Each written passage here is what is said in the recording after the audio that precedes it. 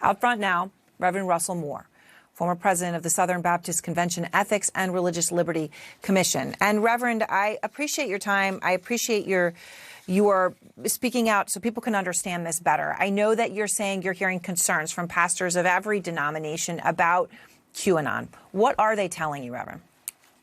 Well, these are not just my fellow evangelicals. I hear this from mainline Protestant pastors, from Catholic priests, from others. And it's just a situation where conspiracy theories are going not just through churches, but through entire communities. Some of it is just people who are trying to figure out what to believe. They see some things on social media. They don't know whether to believe it or not. But some of it becomes much more intense than that. And of course, as a Christian, I'm concerned about this because we're a people of truth, and we're people who are supposed to be looking for truth as revealed in the Word of God, not in conspiracy theories that are batted around social media. So what do you tell when pastors, they call you and they talk about this? So there are people that believe that you've got a group of Satan-worshiping pedophiles who run a global child sex trafficking operation running the world. What do you tell? How are they supposed to talk to people who believe that, to get them to understand that that is not reality? Well, most of the pastors that I talk to are heroic. They're working under very, very difficult situations after a global pandemic, after all of the challenges over the last year.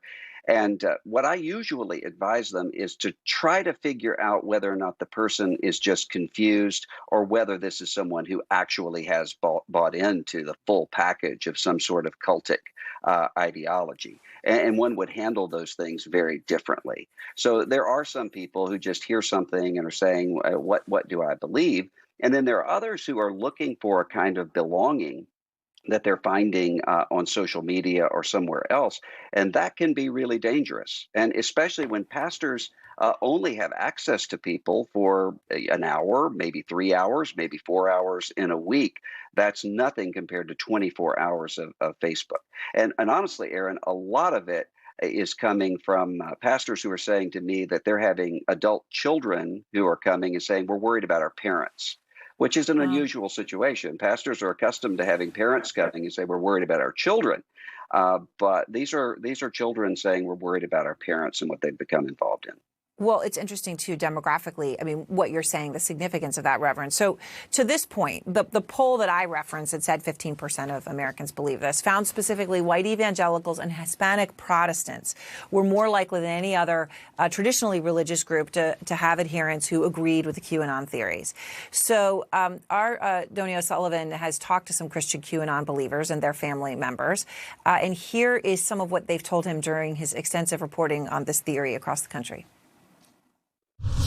It intersects in her mind with her religion, and she sees this as biblical end times. She puts Q's posts on equal footing with her religious scripture. Even the groups that I was in, I was like, I'm going to these more than, I go to church once a week. I'm up here for 2 hours every single night, like committed to these. And I was like, that's probably not right. And then I started thinking, am I putting even Trump above God? So Reverend, when you hear that and you talk, you think about the people that you have heard about and seen yourself who are drawn to this theory specifically that, you just described to me as a cultic ideology. Why do you think Christians are especially drawn to this theory? Well, I'm not sure that Christians are especially drawn to it. I think we're living in a country right now that's experiencing a nervous breakdown in all sorts of ways. Jesus warned us that there would be false messiahs, and we've seen all sorts of people who have tried to appropriate religion, gurus of every sort, to appropriate religion for their own ideologies, and they use the same sorts of tactics: isolate people, give people a sort of secret conspiracy theory that can help them to belong to a community and go forward from there. I have seen people who've become involved in this who sort of come to their senses and say, I now see that this is not right. What was I thinking? And sadly, I've seen people who've cut off all relationships with their churches, with their families. And that's really tragic as well as harmful to the country. All right. Well, Reverend, I appreciate your time and this conversation, which I look forward to continuing. Thank you so much.